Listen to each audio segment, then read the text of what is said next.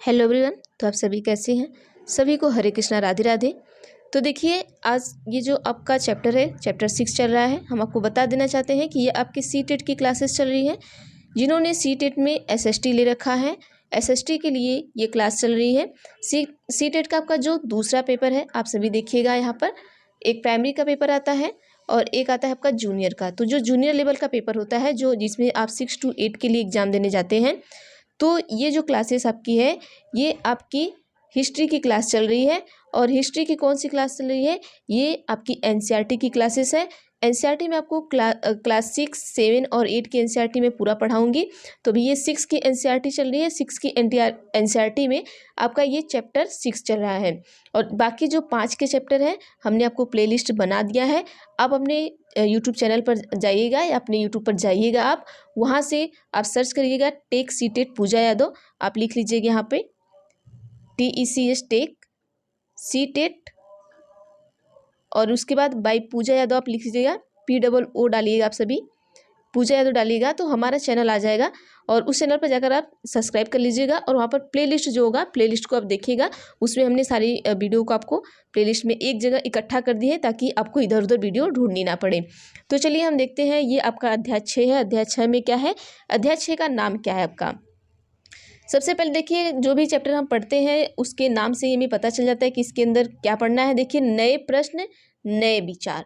अब यहाँ पे हमें बुद्ध की कहानी पढ़नी है। बुद्ध के मन में कैसे कैसे विचार है, क्या है, उसके बारे में पढ़ना है।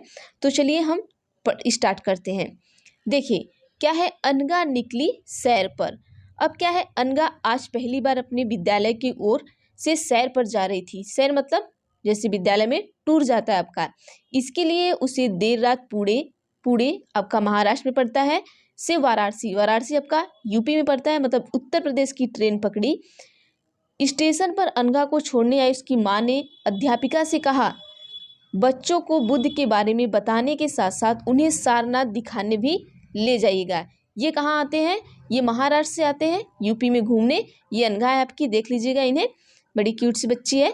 और देखिए यहाँ पर अब आइए क्या करते हैं, बुद्ध की कहानी पढ़ना है हमें, ठीक है। अब देखिए, आप छोटे बच्चे हैं नहीं कि आपको मैं एक एक पॉइंट आपको समझाऊंगी। मैं एक सरसरी निगाह से पढ़ूंगी।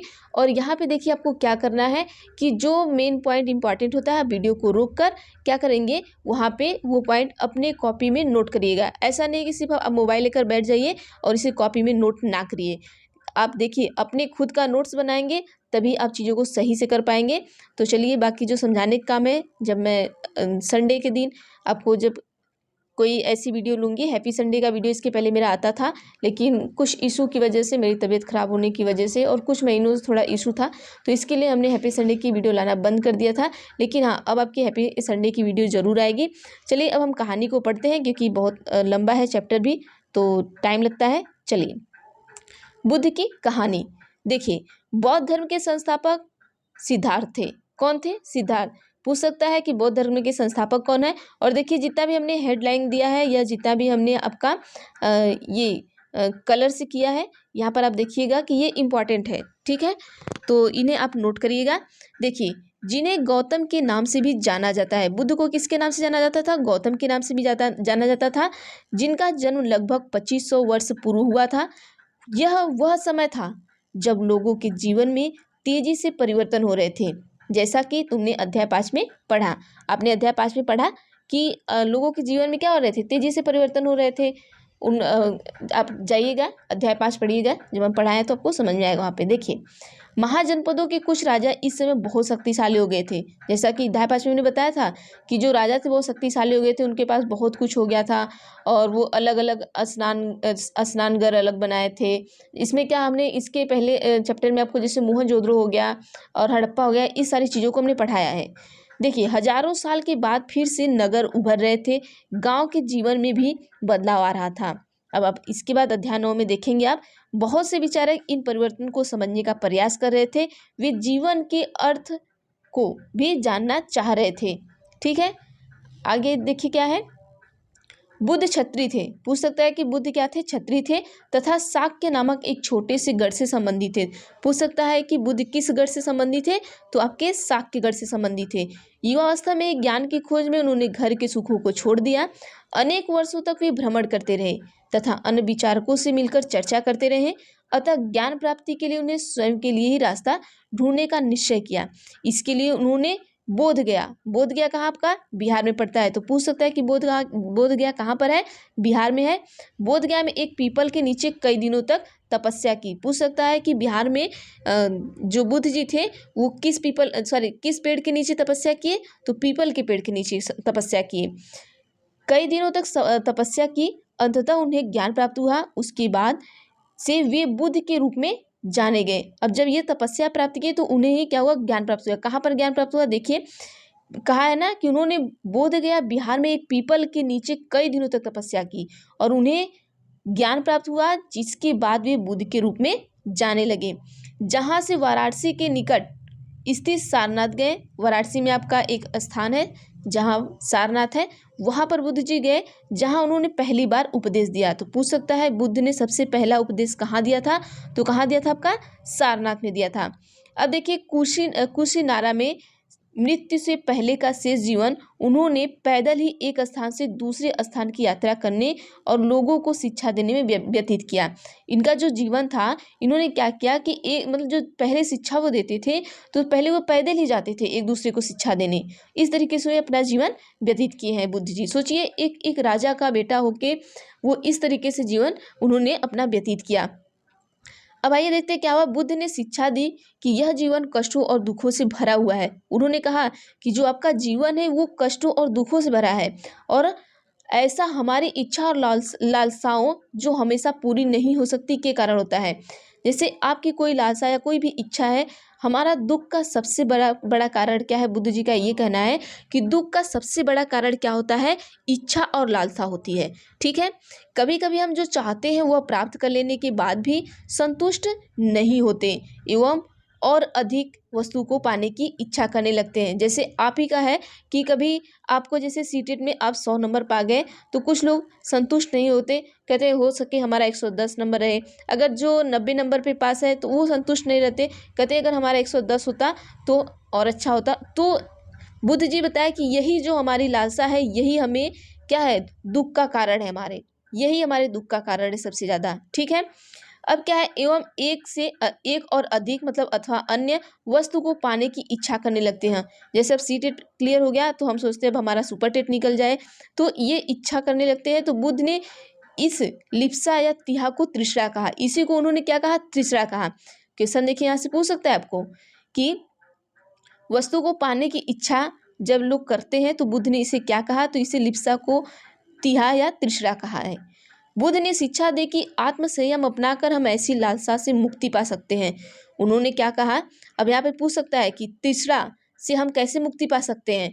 तो आत्मसंयम को अपना कर पा सकते हैं। देखिए चीज़ें यहाँ से आपको बहुत सारे क्वेश्चन आप खुद ही ढूंढ सकते हैं। आप इसको एक बार पढ़िए बढ़िया से मन लगा के और उसके बाद दोबारा इसको पढ़िए और उसी में से आप अपना नोट्स बनाइए ताकि आपको कहीं दूसरी जगह से पढ़ना ना हो। उन्होंने लोगों को दयालु होने तथा मनुष्य के साथ साथ जानवरों के जीवन का भी आदर करने की शिक्षा दी। ठीक है, वे मानते थे कि हमारे कर्मों के परिणाम चाहे वे अच्छे हो या बुरे हो हमारे वर्तमान के साथ साथ बाद के जीवन को भी प्रभावित करते हैं।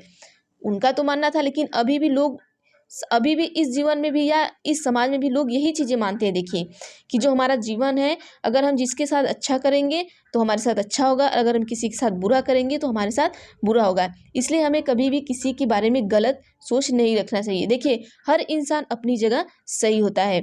चलिए, बुद्ध ने अपनी इस शिक्षा समान लोगों की प्राकृत भाषा में दी। जो बुद्ध थे उन्होंने अपनी शिक्षा को कैसे दिया ये पूछ सकता है। तो उन्होंने जो सामान्य लोग थे वहाँ के, उनको जो शिक्षा दी उन्होंने प्राकृतिक भाषा में दी। क्वेश्चन पूछ सकता है कि बुद्ध ने अपनी शिक्षा समान लोगों को किस भाषा में दी? तो प्राकृतिक भाषा में दी। इससे समान लोग भी उनके संदेश को समझ सके।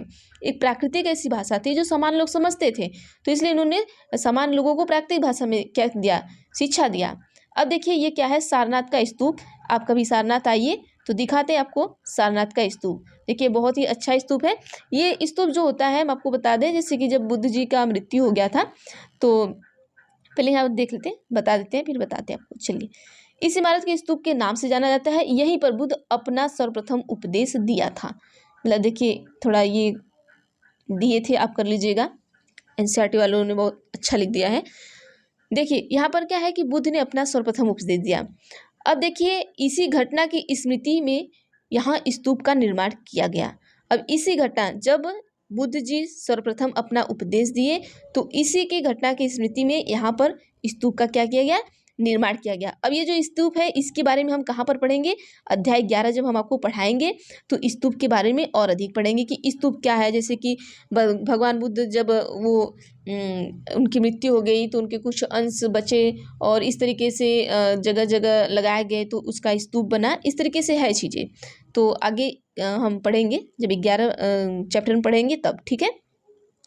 देखिए, वेदों की रचना किसी भाषा का प्रयोग हुआ था। वेदों की रचना के लिए किस भाषा का प्रयोग हुआ था, तो कल हम आपको वेद पढ़ाए थे। आप हमें कमेंट बॉक्स में बताइएगा अगर आपने कल की क्लास पढ़ी होगी। सॉरी, कल की नहीं, कल तो मैं पढ़ाई नहीं, इसके पहले वाली जो क्लास थी, परसों शायद मैंने क्लास लिया था, तो वो वाली आप पढ़े होंगे, तो वहाँ पे आप जान रहे होंगे, तो कमेंट बॉक्स में जरूर करिएगा। चलिए, बुद्ध ने कहा कि लोगों किसी शिक्षा को केवल इसलिए नहीं स्वीकार करें कि यह उनका उपदेश है। देखिए, बुद्ध का कहना था कि लोग किसी शिक्षा को इसलिए नहीं स्वीकार करें कि उनका उपदेश है वो।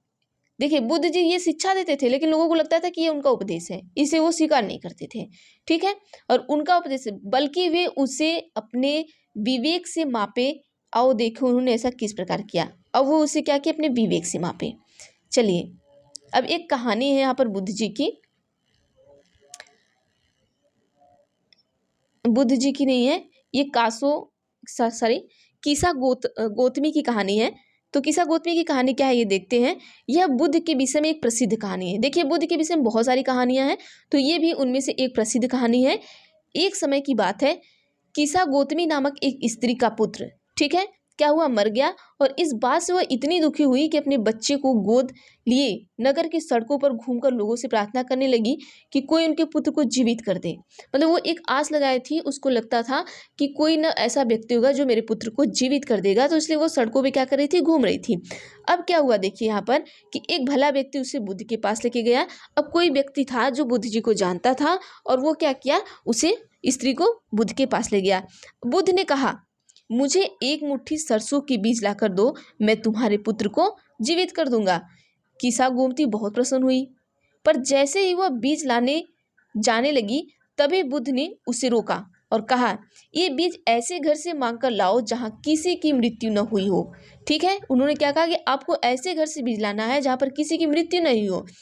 कीसा गोमती एक दरवाजे से दूसरे दरवाजे गई, लेकिन वह जहाँ भी गई उसने पाया कि हर घर में किसी न किसी के पिता, माता, भाई, पति, पत्नी, बच्चे, चाचा, चाची, दादा, दादी की मृत्यु हुई थी। अब देखिए यहाँ पर क्या है कि बुद्ध दुखी माँ को क्या शिक्षा देने का प्रयास कर रहे थे। अब देखिए, ये यहाँ पर देखिए, ये कहा गया था ना कि जब वो किसी को शिक्षा देना चाहते थे तो उनको लगता था कि ये इनका उपदेश है, यही। तो अब देखिए, वो इस तरीके से शिक्षा देते थे।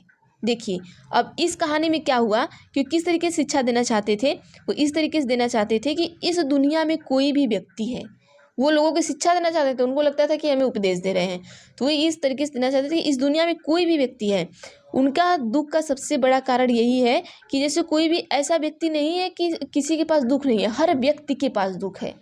इसलिए हमें अपने दुख को बहुत बड़ा नहीं समझना चाहिए, क्योंकि हर व्यक्ति के पास दुख है। जैसे ये स्त्री गई तो इसको समझ में आ गया कि हाँ, मेरा ही पुत्र नहीं मरा है या मेरे ही घर का कोई इंसान नहीं मरा है, हर घर में हर व्यक्ति के साथ ये घटना घटित हुई है। हर व्यक्ति इस दुख में पड़ा हुआ है, मैं अकेली नहीं हूँ। तो ये समझाना चाह रहे थे कि आप एक दुनिया में ऐसे अकेले इंसान नहीं हो जो सिर्फ आप ही को ये दुख है। तो ये दुनिया का क्या है, ये दुनिया का रीति रिवाज है, आपको इस हिसाब से चलना होगा। अब आइए हम उपनिषद के बारे में पढ़ते हैं।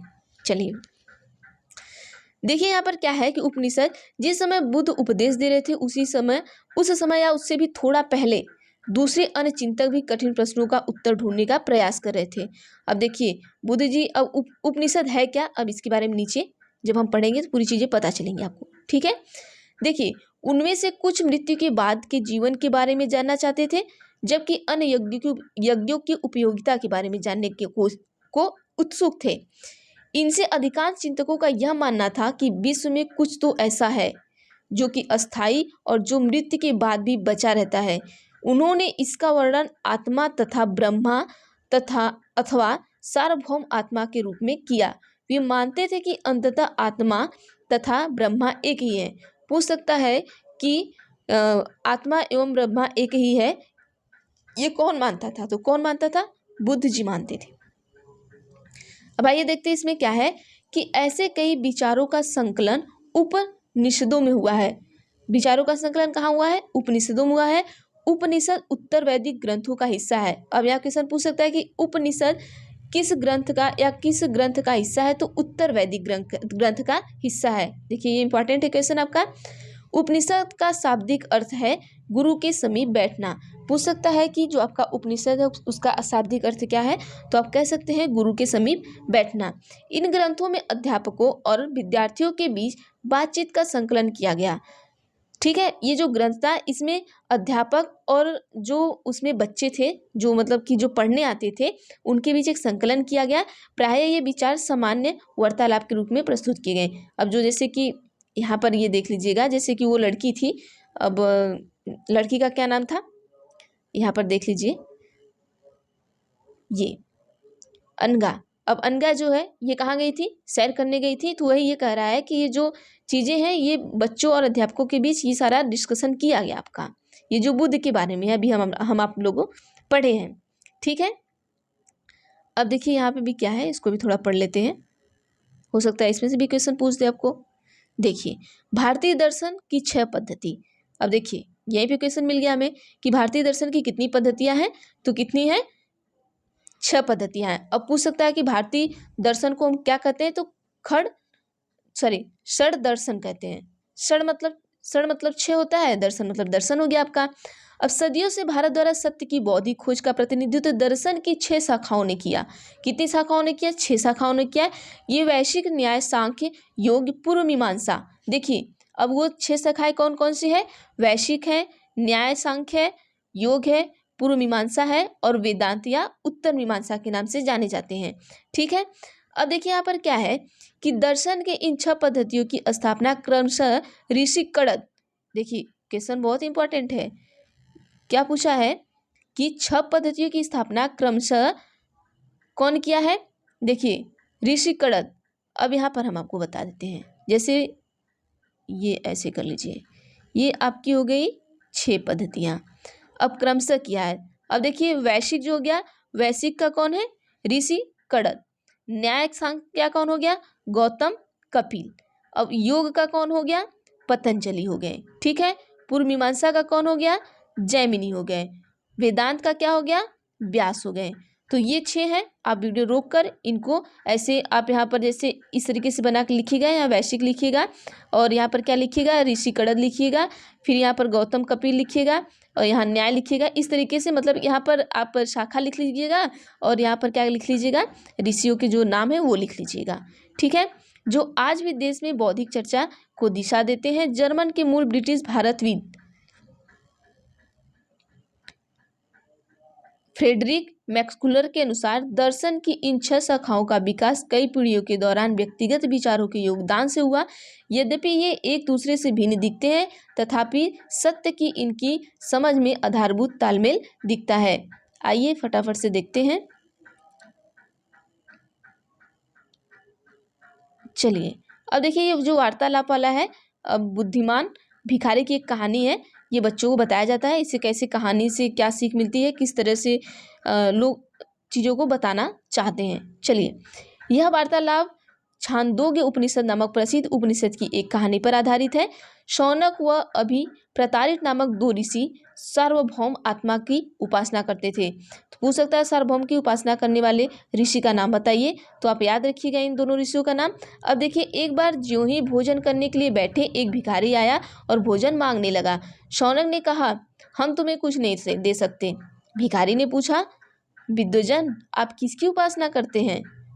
अभिप्रताड़ी ने उत्तर दिया, सार्वभौम आत्मा की। ठीक है, ओह, इसका मतलब आप यह जानते हैं कि यह सार्वभौमात्मा संपूर्ण विश्व में विद्यमान है। ऋषियों ने कहा, हाँ हाँ हम जानते हैं। अब क्या हुआ देखिए, भिखारी ने फिर पूछा, अगर यह सार्वभौम आत्मा संपूर्ण विश्व में विद्यमान है तो मेरे अंदर भी विद्यमान है। मैं कौन हूँ? मैं इस विश्व का एक भाग ही तो हूँ। तो अब उसके बाद देखिए,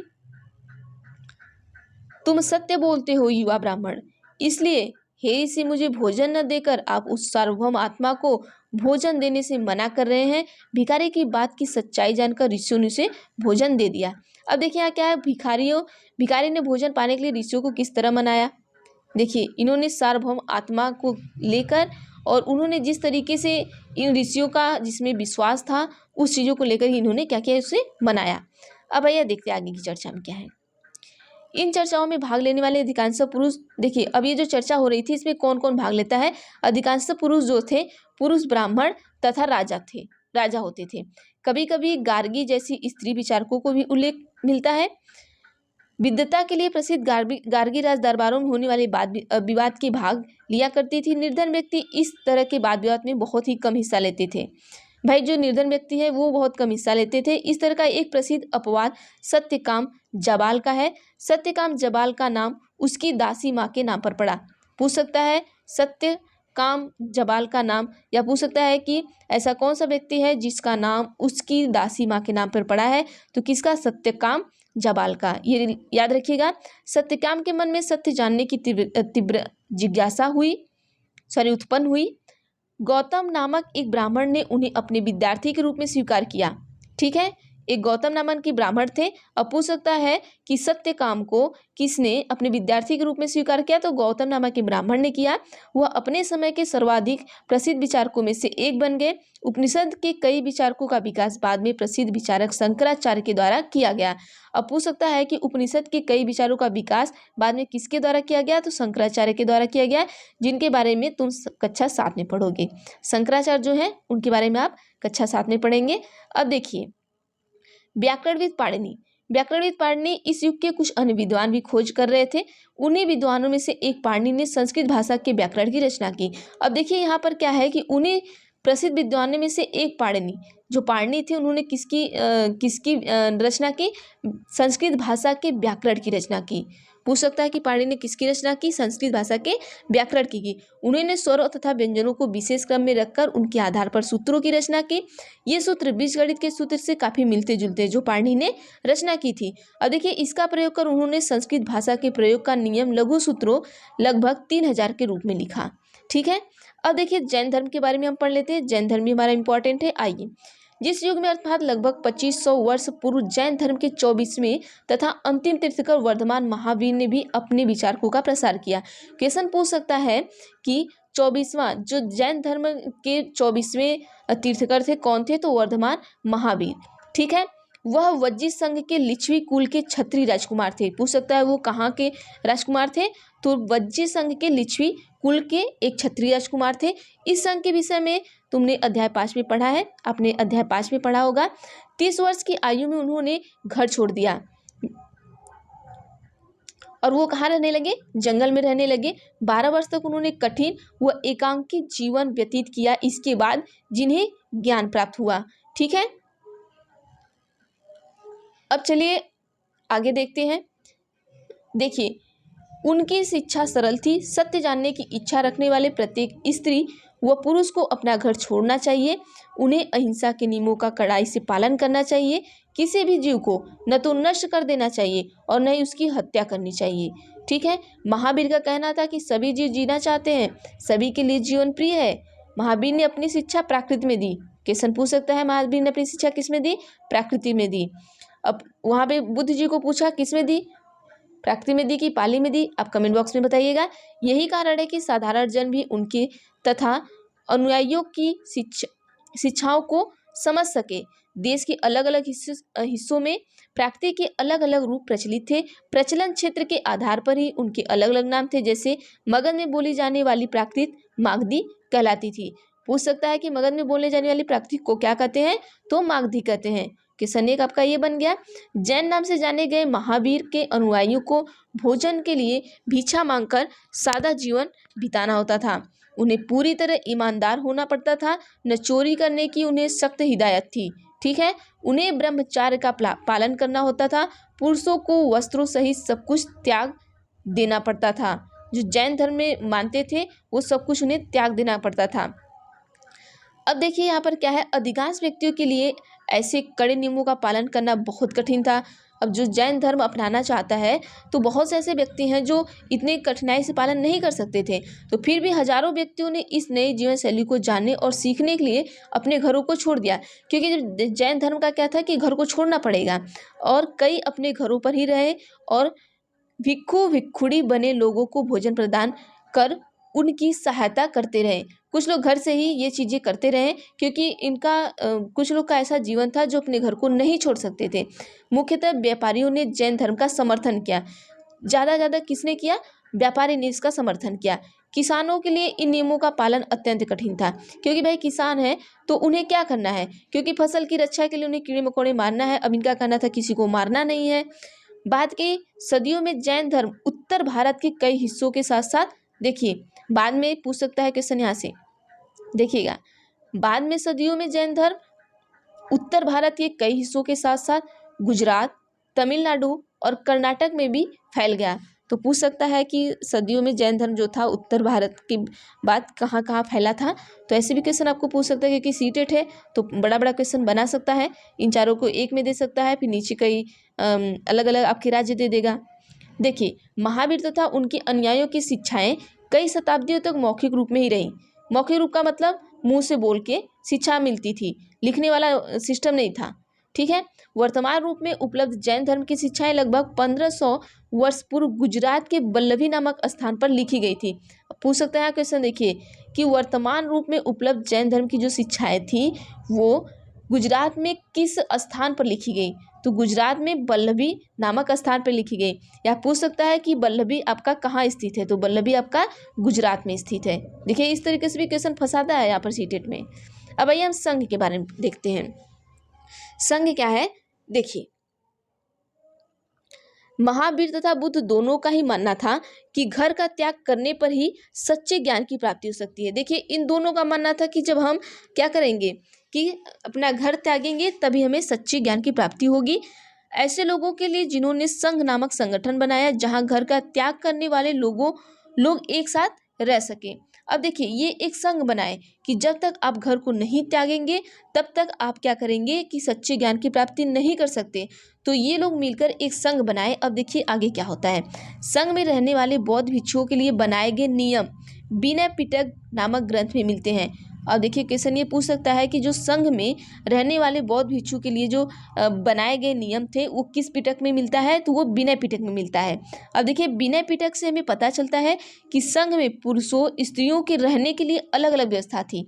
अब देखिए, ऐसा नहीं था कि संघ बना है तो वहाँ पर स्त्री पुरुष दोनों रहे, उनके लिए अलग अलग व्यवस्थाएं थी। यहाँ पर सभी व्यक्ति संघ में प्रवेश ले सकते थे, किसी को यहाँ पर मनाही नहीं थी, सभी ले सकते थे। हालांकि संघ में प्रवेश के लिए बच्चों को अपने माता पिता से, ठीक है, लेकिन देखिए यहाँ पे कुछ नियम था कि अगर जो संघ में प्रवेश लेना चाह रहा है तो संघ में प्रवेश के लिए अगर आप बच्चे हैं तो माता पिता से, दास को अपने स्वामी से, और राजा के यहाँ काम करने वाले लोगों को राजा से, तथा कर्जदारों को अपने देनदारों से अनुमति लेनी होती थी कि क्या मैं उस संघ में भाग लूँ या नहीं, या उस संघ में जाऊँ कि नहीं। क्योंकि उस संघ में जाने का मतलब था कि आपको घर द्वार छोड़ना था, सब चीज़ें छोड़नी थी। एक स्त्री को इसके लिए अपने पति से अनुमति लेनी होती थी, क्योंकि स्त्री जो थी वो अपने पति को, अपने घर को, अपने बच्चे को छोड़ के चली जाती थी तो उस संघ में रहना स्टार्ट करती थी। तो यहाँ पर क्या होता था कि जो स्त्री थी उसे स्त्री को अपने पति से अनुमति लेनी पड़ती थी। अब आगे देखिए क्या होता है। यहाँ पर संघ में प्रवेश लेने वाले स्त्री पुरुष बहुत सादा जीवन जीते थे। देखिए, वहाँ जाने के बाद लोग बहुत सादा जीवन जीते थे। जैसे आप अभी भी देखते हैं, जैसे आश्रम होता है एक तरीके का, आश्रम में बहुत सारे ऋषि मुनि रहते हैं, वो अलग तरीके से सादा जीवन जीते थे। तो वैसे उन लोग का संघ था, तो संघ में भी जो स्त्री पुरुष थे वो बहुत सादा जीवन जीते थे। वे अपना अधिकांश समय ध्यान करने में बिताते थे, मतलब जो ध्यान था, ध्यान करने में ज़्यादा से ज़्यादा बिताते थे। दिन के एक निश्चित समय में वे शहर तथा गाँव में जाकर भिक्षा भी मांगते थे। यही कारण है कि उन्हें भिक्षु और भिक्षुणी, मतलब भिक्षु का मतलब होता है साधु और भिक्षुणी का मतलब क्या होता है भिखारी, ठीक है, के लिए प्राकृतिक शब्द कहा गया। ये इनके लिए एक प्राकृतिक शब्द था, ठीक है। और वे आम लोगों को शिक्षा देते थे, जैसे अब ये भीख मांगने गए और वे आम लोगों को वहाँ पर भी शिक्षा दे देते थे, मतलब कि जैसे भीख मांग रहे हैं और जो आम लोग अगर इनके यहाँ आए तो उनको भी ये क्या करते थे, शिक्षा देते थे। अब और साथ ही एक दूसरे की सहायता भी करते, मतलब एक दूसरे की क्या करते थे, सहायता भी करते थे, ऐसा नहीं कि सिर्फ भिक्षा मांगते थे। अब देखिए किसी तरह की आपसी लड़ाई का निपटारा करने के लिए वे प्रायः बैठक भी क्या करते थे। ये जो भिक्षु और भिक्षुणियाँ थे ये क्या करते थे कि वो अगर आपस में कोई लड़ाई हो रहा है या कुछ भी हो रहा है, जहाँ मतलब कि जो गांव है या बस्ती है जहाँ भी है, तो ये उसके निपटारा के लिए या फिर इनका खुद का अगर आपस में ही लड़ाई हो गया कुछ भी हो गया है तो उसके लिए ये क्या करते थे, बैठक भी क्या करते थे। संघ में प्रवेश लेने वाले ब्राह्मण, क्षत्रिय, व्यापारी, मजदूर, नाई, गणिकाएँ तथा दास शामिल थे। देखिए अब पूछ सकता है कि जो संघ था उसमें जो किसान थे वो नहीं जा सकते थे, ठीक है, मतलब उनके लिए था जाने के लिए, लेकिन वो जैसे जैन धर्म था वो अपना नहीं सकते थे, क्योंकि वो क्या करते थे, उन्हें अपने फसलों के लिए कीड़ों मकोड़ों को मारना पड़ता था इस तरीके से। तो इनमें से कई लोगों ने बुद्ध शिक्षाओं के विषय में लिखा। जैसे अब देखिए यही लोग जो गए ब्राह्मण, क्षत्रिय, व्यापारी, नाई, मजदूर, तो इन्होंने क्या क्या लिखा, किसको, बुद्ध की शिक्षाओं के विषय में लिखा। और कुछ लोगों ने संघ में अपने जीवन के विषय में सुंदर कविताओं की रचना की और कुछ ने अपने खुद के जीवन के विषय में क्या कर दी, सुंदर कविता की रचना की कर दी। अब देखिए ये क्या है, ये आइए ये फिगर हम देखते हैं। पहाड़ी को काटकर बनाई गई एक गुफा, यह कार्ले वर्तमान में ये कहाँ पर है, महाराष्ट्र में स्थित है। एक गुफा है। भिक्षु भिक्षुणियों ने इन सरल स्थलों में रहकर ध्यान क्या करते थे। देखिए ये जो गुफा है इसी में रह के सब क्या करते थे, जो भिक्षु और भिक्षुणी थे, साधु और भिक्षुक थे, वो यहीं पे क्या करते थे कि अपना तपस्या और ध्यान करते थे। अब देखिए आइए हम पढ़ते हैं, इधर देखिए। अब देखिए बिहार, यहाँ पर अब बिहार मत समझ लीजिएगा कि बुद्ध जी का भी हमने बताया कि बिहार में वो क्या किए थे, पीपल के पेड़ के नीचे ज्ञान की प्राप्ति किए, तो वो मत समझिएगा। ये क्या है, विहार है। विहार का मतलब क्या होता है हम आपको यहाँ समझा देना चाहते हैं। देखिए जैन और बौद्ध भिक्षु पूरे साल एक स्थान से दूसरे स्थान घूमते हुए उपदेश दिया करते थे।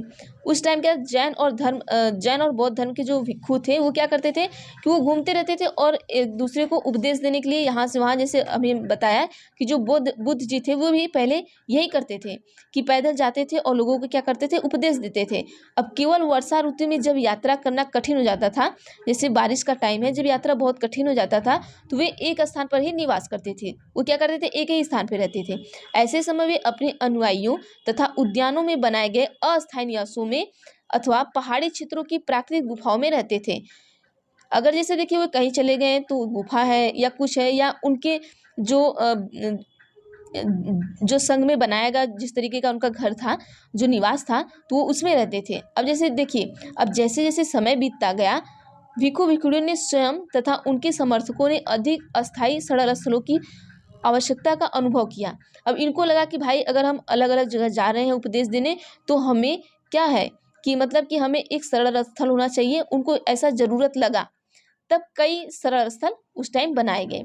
अब देखिए विहार कहा गया, इसी सरल स्थल को क्या कहा गया, बिहार कहा गया। जो अलग अलग भिक्षु और भिक्षुणियाँ रहने के लिए अपना सरल स्थल बनाए, इसको ही क्या कहा गया, बिहार कहा गया। अब पूछ सकता है कि बिहार किसे कहा गया, या फिर पूछ सकता है कि जो भिक्षु और भिक्षुणियाँ होते थे उनके निवास स्थान को क्या कहा जाता था, तो क्या कहा जाता था, बिहार कहा जाता था। अब आरंभिक विहार लकड़ी के बनाए गए।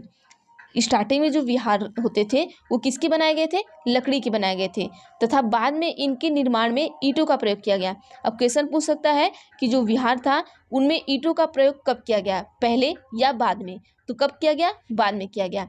पश्चिम भारत में विशेषकर कुछ विहार पहाड़ियों को खोदकर बनाया गया।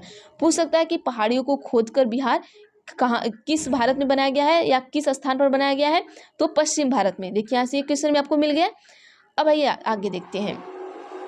देखिए एक बौद्ध ग्रंथ से ज्ञात होता है, जिस तरह महासागरों में मिलने नदियों की अलग अलग पहचान समाप्त हो जाती है, ठीक उसी तरह बुद्ध के अनुयायी जब भिक्षुओं की श्रेणी में प्रवेश करते हैं तो ये अपना वर्ण, श्रेणी और परिवार सब त्याग देते हैं।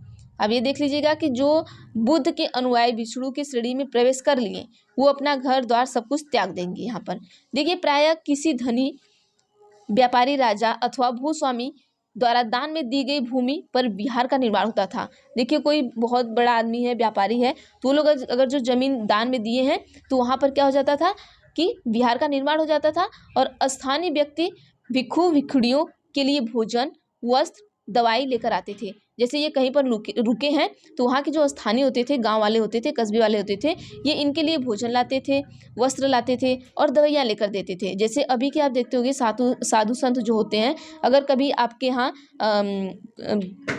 कुछ दिन तक के लिए रुक जाते हैं तो गांव वाले क्या करते हैं कि उन्हें भिक्षा भी देते हैं, खाने के लिए देते हैं, उन्हें जो ज़रूरत पड़ती है वो ले जाकर उन्हें पहुंचा देते हैं।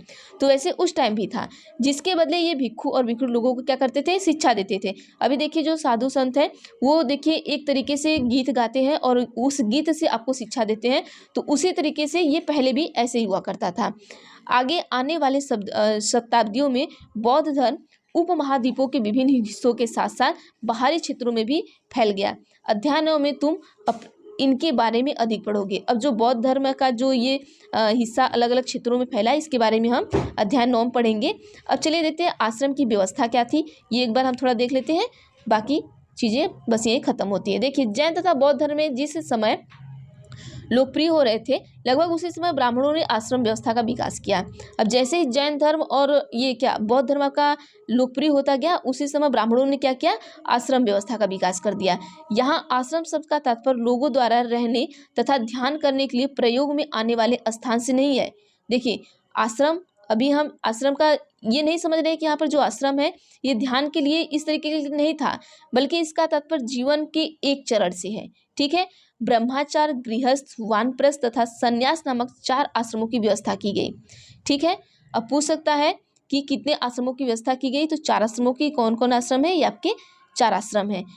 अब देखिए ब्रह्मचार्य के अंतर्गत ब्राह्मण, पूछ सकता है ब्रह्मचार्य आश्रम के अंतर्गत कौन, ब्राह्मण। क्षत्रिय तथा वैश्य से यह अपेक्षा की जाती थी कि इस चरण के दौरान वे सादा जीवन बिताकर वेदों का अध्ययन करेंगे। जो ये ब्रह्मचार्य का था, तो इसके अंतर्गत क्या किया जाता था कि ब्राह्मण थे, जो ब्राह्मण आपके थे, जो क्षत्रिय थे और जो वैश्य थे, उनसे ये अपेक्षा की जाती थी कि इसमें आप क्या करेंगे, आप सादा जीवन व्यतीत करेंगे और वेदों का अध्ययन करेंगे। गृहस्थ आश्रम में क्या था कि इसके अंतर्गत था कि विवाह कर एक गृहस्थ के रूप में रहना होता था। आप शादी करेंगे, लेकिन वानप्रस्थ के अंतर्गत उन्होंने जंगल में रहकर साधना करनी थी। और लेकिन वानप्रस्थ क्या था, वानप्रस्थ में आपको जंगल में रहना होता था। और देखिए अंततः उन्हें सब त्याग कर सन्यासी बन जाना था। और सन्यास में क्या था कि उन्हें सन्यासी बन जाना था। ठीक है, आश्रम व्यवस्था ने लोगों को अपने जीवन का कुछ हिस्सा ध्यान में लगाने पर बल दिया। इनका बस यही मेन मकसद था कि जो आपके जीवन का थोड़ा बहुत हिस्सा है वो उसे आप ध्यान में लगाइए। प्रायः स्त्रियों ने वेद पढ़ने की अनुमति नहीं थी। प्रायः स्त्रियों को क्या था, वेद पढ़ने की अनुमति नहीं थी और उन्हें अपने पतियों द्वारा पालन किए जाने वाले आश्रमों का ही अनुसरण करना होता था। अब उनको वेद पढ़ने की अनुमति नहीं थी, लेकिन आश्रम में वो जो करते थे, अगर जैसे कोई इनके पति हैं, इनके पति अगर इस 4 आश्रम से जो आश्रम उन्होंने अपना लिया है, उसी को स्त्रियों को भी अपनाना होता था। और लेकिन उनको अगर वो वेद की क्या कर रहे हैं, वेद को पढ़ रहे हैं, तो स्त्रियां वहाँ पे वेद नहीं पढ़ सकती थी। अब देखिए संघ के जीवन से आश्रमों की यह व्यवस्था किस तरह भिन्न थी, यहाँ किन वर्णों का उल्लेख हुआ है, क्या सभी 4 वर्णों की यह आश्रम व्यवस्था अपनाने की अनुमति थी, तो आप उत्तर देंगे हमें। चलिए आगे हम देखते क्या है। अब देखिए ये एटलस का कुछ इस तरीके से विचार है, ये आप एक तरीके से ऐसे ही पढ़ लीजिएगा, इसमें और कुछ है नहीं इंपॉर्टेंट। अब हम आपको यहाँ पर बता देना चाहते हैं कि आपको उपयोगी शब्द क्या क्या है और क्या क्या आपको ध्यान में रखना है, कहाँ से आपको क्वेश्चन पूछ सकता है। देखिए तीसरा जो आपको बताया वहाँ से क्वेश्चन पूछ सकता है। भाषा में जैसे प्राकृतिक हो गया, पाली हो गया, इस तरीके की जो भाषा है उससे क्वेश्चन पूछ सकता है। आत्मा वाले से क्वेश्चन पूछ सकता है आपको। ब्रह्मा जो हमने आपको पढ़ाया वहाँ से क्वेश्चन पूछ सकता है। उपनिषद जो हमने पढ़ाया वहाँ से। जैन अहिंसा क्या था वहाँ से। भिक्षु क्या होते हैं, भिक्षुड़ी क्या होते हैं, इस तरीके से जहाँ से क्वेश्चन वो था। संघ क्या है, यहाँ से क्वेश्चन पूछ सकता है आपको। बिहार क्या है आपका, वहाँ से क्वेश्चन पूछ सकता है। और आश्रम के बारे में जो आपने पढ़ा वहाँ से क्वेश्चन पूछ सकता है। तो ये जितने भी आपके उपयोगी शब्द हैं इसको बहुत बढ़िया तरीके से पढ़ लीजिएगा। अब देखिए बाकी क्या है, आयो करके देखिए और याद करें, ये चीज़ें हैं। तो ये चीज़ें हम आपको एक अलग सी वीडियो लाएंगे जिसमें हम आपको सारी जितने भी चर्चाएं हैं, जो भी चीज़ें हैं, आपको जो इम्पोर्टेंट लगेगा उससे हम या तो मैराथन ला के उसमें करवा देंगे, जिस तरीके से भी होगा करवा देंगे। तो चलिए आज के लिए बस इतना ही, बाकी हम अगली वीडियो में देखेंगे। और अगले चैप्टर में शायद ये आपका 6वां चैप्टर चल गया है और हमने इसके पहले आपको 4 ही चैप्टर पढ़ाया है, तो आपका शायद 5वां चैप्टर छूट रहा है। जो छूट रहा है मैं उसको लास्ट में या तो बीच में मैं आपको करा दूँगी। तो चलिए ये चैप्टर आपका ख़त्म होता है, बाकी अगला हम 7वां चैप्टर या 5वां अगर छूटा होगा तो उसको लेके चलेंगे। तो थैंक यू एवरीवन। अगर वीडियो अच्छी लगे तो वीडियो को प्लीज़ लाइक ज़रूर करिएगा।